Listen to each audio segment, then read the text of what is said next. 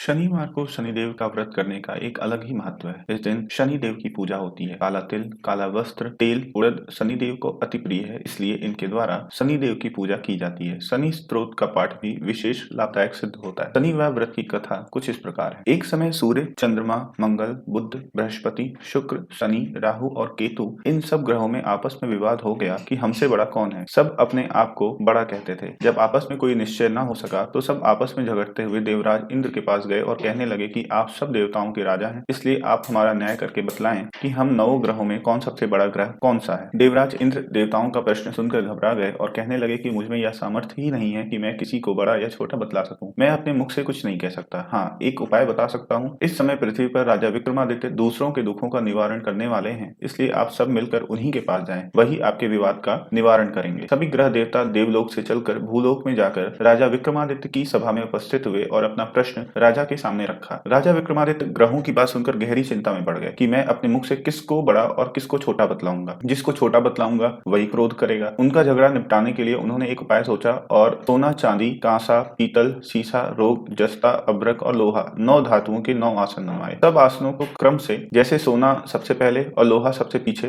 बिछाया गया। इसके पश्चात राजा ने सब ग्रहों से कहा कि आप सब अपना अपना आसन ग्रहण करें। जिसका आसन सबसे आगे वह सबसे बड़ा और जिसका सबसे पीछे वह सबसे छोटा जानिए। क्योंकि लोहा सबसे पीछे था और शनिदेव का आसन था, इसलिए शनिदेव ने समझ लिया कि राजा ने मुझको सबसे छोटा बना दिया है। इस निर्णय पर शनिदेव को बहुत क्रोध आया। उन्होंने कहा कि राजा, तू मुझे नहीं जानता। सूर्य एक राशि पर 1 महीना, चंद्रमा 2.25 महीना 2 दिन, मंगल 1.5 महीना, बृहस्पति 13 महीने, बुध और शुक्र 1-1 महीने विचरण करते हैं, परंतु मैं एक राशि पर 2.5 वर्ष से लेकर 7.5 वर्ष तक रहता हूँ। बड़े बड़े देवताओं को भी मैंने भीषण दुख दिया है। राजन, श्री रामचंद्र जी को 7.5 आई और उन्हें वनवास हो गया। रावण पर आई तो राम ने वानरों की सेना लेकर लंका पर चढ़ाई कर दी और रावण के कुल का नाश कर दिया। हे राजन, अब तुम भी सावधान रहना। राजा विक्रमादित्य ने कहा कि जो भाग्य में होगा वो देखा जाएगा। इसके बाद अन्य ग्रह तो प्रसन्नता के साथ अपने अपने स्थान पर चले गए, परंतु शनिदेव क्रोध के साथ वहां से सिधारे। कुछ काल व्यतीत होने पर जब राजा विक्रमादित्य को 7.5 की दशा आई तो शनिदेव घोड़ों के सौदागर बनकर अनेक घोड़ों के सहित राजा विक्रमादित्य की राजधानी में आए। जब राजा ने घोड़ों के सौदागर के आने की खबर सुनी तो अपने अश्वपाल को अच्छे अच्छे घोड़े खरीदने की आज्ञा दी। अश्वपाल ऐसी अच्छी नस्ल के घोड़े देखकर और एक अच्छा सा घोड़ा चुनकर सवारी के लिए उस पर चढ़े। राजा के पीठ पर चढ़ते ही घोड़ा तेजी से भागा। घोड़ा बहुत दूर तक घने जंगल में जाकर राजा को छोड़कर अंतर्ध्यान हो गया। इसके बाद राजा विक्रमादित्य अकेले जंगल में भटकते फिरते रहे। भूख प्यास से दुखी राजा ने भटकते भटकते एक ग्वाले को देखा। ग्वाले ने राजा को प्यास से व्याकुल देखकर पानी पिलाया। राजा की उंगली में एक अंगूठी थी। वह अंगूठी उसने निकालकर प्रसन्नता के साथ ग्वाले को दे दी और स्वयं शहर की ओर चल दिए। राजा शहर में पहुंचकर एक सेठ की दुकान पर जाकर बैठ गए और अपने आप को उज्जैन का रहने वाला तथा अपना नाम वोका बतलाया। सेठ ने उनको एक कुलीन मनुष्य समझकर जल आदि पिलाया। भाग्यवश उस दिन सेठ की दुकान पर बहुत अधिक बिक्री हुई। तब सेठ उसको भाग्यवान पुरुष समझकर भोजन के लिए अपने साथ घर ले गए। भोजन करते समय राजा विक्रमादित्य ने एक आश्चर्यजनक घटना देखी। खूंटी पर हार लटक रहा था। वह खूंटी उस हार को निगल रही थी। भोजन के पश्चात जब सेठ कमरे में आया तो उसे कमरे में हार नहीं मिला। उसने यही निश्चय किया कि सिवाय वीका के कोई और इस कमरे में तो नहीं आया, अतः अवश्य ही उसी ने हार चोरी किया है। परंतु वीका ने हार लेने से इनकार कर दिया। इस पर 5-7 आदमी उसको पकड़कर नगर कोतवाल के पास ले गए। फौजदार ने उसको राजा के सामने उपस्थित कर दिया और कहा कि यह आदमी भला प्रतीत होता है, चोर मालूम नहीं होता, परंतु सेठ का कहना है कि इसके सिवाय और कोई घर में आया ही नहीं, इसलिए अवश्य ही चोरी इसने ही की है। राजा ने आज्ञा दी कि इसके हाथ पैर काटकर चौरंगिया किया जाए। तुरंत राजा की आज्ञा का पालन किया गया और वीका के हाथ पैर काट दिए। कुछ काल व्यतीत होने पर एक तेली उसको अपने घर ले गया और उसको कोल्हू पर बैठा दिया। वीका उस पर बैठा हुआ अपनी जवान से बैल हाँकता रहा। इस काल में राजा की शनि की दशा समाप्त हो गई। वर्षा ऋतु के समय में वह मल्हार राग गाने लगा। यह राग सुनकर उस शहर के राजा की कन्या मन भावनी उस राग पर मोहित हो गई। राजकन्या ने राग गाने वाले की खबर लाने के लिए अपनी दासी को भेजा। दासी सारे शहर में घूमती रही। जब वह तेली के घर के निकट से निकली तो क्या देखती है कि तेली के घर में चौरंगिया राग गा रहा है। दासी ने लौटकर राजकुमारी को सब वृत्तांत सुना दिया। बस उसी क्षण राजकुमारी मन भावनी ने अपने मन में यह प्रण लिया कि चाहे कुछ भी हो, मैंने चौरंगिया के साथ ही विवाह करना है। प्रातः काल होते ही जब दासी ने राजकुमारी मन भावनी को जगाना चाहा तो राजकुमारी अनशन व्रत लेकर पड़ी रही। दासी ने रानी के पास जाकर राजकुमारी के न उठने का वृत्तांत कहा। रानी ने वहां आकर राजकुमारी को जगाया और उसके दुख का कारण पूछा। राजकुमारी ने कहा कि माता, मैंने यह प्रण लिया है कि तेली के घर में जो चौरंगिया है मैं उसी के साथ विवाह करूंगी। माता ने कहा, तू यह क्या कह रही है? तुझे किसी देश के राजा के साथ परिणाया जाएगा।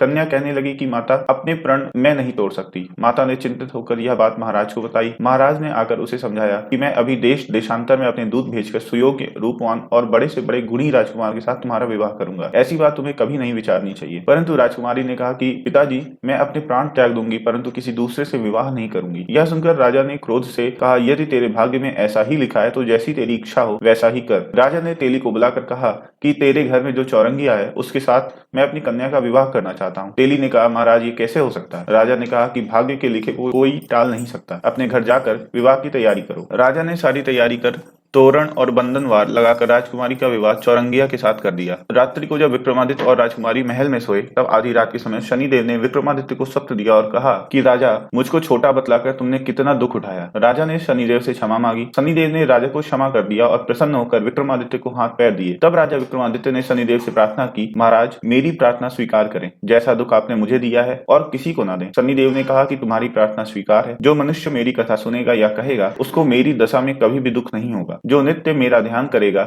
या चींटियों का आटा डालेगा उसके सब मनोरथ पूर्ण होंगे। इतना कहकर शनिदेव अपने धाम को चले गए। जब राजकुमारी मनभावनी की आंख खुली और उसने चौरंगिया को हाथ पांव साथ देखा तो आश्चर्यचकित हो गई। उसको देखकर राजा विक्रमादित्य ने अपना समस्त हाल कहा कि मैं उज्जैन का राजा विक्रमादित्य हूँ। यह घटना सुनकर राजकुमारी अत्यंत प्रसन्न हुई। प्रातःकाल राजकुमारी से उसकी सखियों ने पिछली रात का हाल चाल पूछा तो उसने अपने पति का समस्त वृत्तांत कह सुनाया। तब सबने प्रसन्नता प्रकट की और कहा कि ईश्वर ने आपकी मनोकामना पूर्ण कर दी। जब उस सेठ ने यह घटना सुनी तो वह राजा विक्रमादित्य के पास आया और उनके पैरों पर गिरकर क्षमा मांगने लगा। आप पर मैंने चोरी का झूठा दोष लगाया, आप जो चाहें मुझे दंड दें। राजा ने कहा, मुझ पर शनिदेव का कोप था, इसी कारण यह सब दुख मुझको प्राप्त हुआ। इसमें तुम्हारा कोई दोष नहीं है। तुम अपने घर जाकर अपना कार्य करो, तुम्हारा कोई अपराध नहीं। सेठ बोला, महाराज मुझे तभी शांति मिलेगी जब आप मेरे घर चलकर प्रीति पूर्वक भोजन करेंगे। राजा ने कहा, जैसी आपकी इच्छा हो वैसा ही करें। सेठ ने अपने घर जाकर अनेक प्रकार के सुंदर व्यंजन बनवाए और राजा विक्रमादित्य को प्रीति भोज दिया। जिस समय राजा भोजन कर रहे थे एक आश्चर्यजनक घटना घटती सबको दिखाई दी। जो खूंटी पहले हार निगल गई थी वह अब हार उगल रही थी। जब भोजन समाप्त हो गया तो सेठ ने हाथ जोड़कर बहुत सी मोहरें राजा को भेंट दी और कहा, मेरे श्री कंवरी नामक एक कन्या है, उसका आप पाणी ग्रहण करें। राजा विक्रमादित्य ने उनकी प्रार्थना स्वीकार कर ली। तब सेठ ने अपनी कन्या का विवाह राजा के साथ कर दिया और बहुत सा दान दहेज आदि दिया। कुछ दिन तक उस राज्य में निवास करने के पश्चात राजा विक्रमादित्य ने अपने ससुर राजा से कहा कि अब मेरी उज्जैन जाने की इच्छा है। कुछ दिन बाद विदा लेकर राजकुमारी मनभावनी, सेठ की कन्या तथा दोनों जगहों से मिला दहेज में प्राप्त अनेक दास दासी, रथ और पालकियों सहित राजा विक्रमादित्य उज्जैन की तरफ चले। जब वे शहर के निकट पहुंचे और पूर्ववासियों ने राजा के आने का संवाद सुना तो उज्जैन की समस्त प्रजा अगवानी के लिए आई। प्रसन्नता से राजा अपने महल में पधारे। सारे नगर में भारी उत्सव मनाया गया और रात्रि को दीपमाला की गई। दूसरे दिन राजा ने अपने पूरे राज्य में यह घोषणा करवाई कि शनि देवता सब ग्रहों में सर्वोपरि हैं। मैंने इनको छोटा बतलाया, इसी से मुझको यह दुख प्राप्त हुआ। इस प्रकार सारे राज्य में सदा शनिदेव की पूजा और कथा होने लगी। राजा और प्रजा अनेक प्रकार के सुख भोगती रही। जो कोई शनिदेव की इस कथा को पढ़ता या सुनता है, शनिदेव की कृपा से उसके सब दुख दूर हो जाते हैं। व्रत के दिन शनिदेव की कथा को अवश्य पढ़ना चाहिए।